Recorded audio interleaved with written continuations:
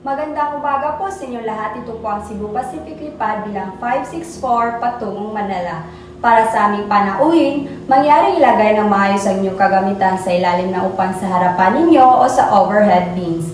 Sa mga panauhin nakaupo sa exit rows, basahin po lamang ang mga passengers briefing card.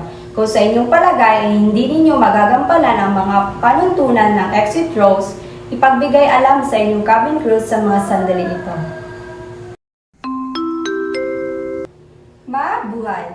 Ladies and gentlemen, we have just landed at Ninoy Aquino International Airport. Cebu Pacific Air welcomes you to Manila. On behalf of our flight deck crew headed by Captain Esnar with First Officer Pimentel and the rest of the team, we thank you for choosing Cebu Pacific, your airline of choice.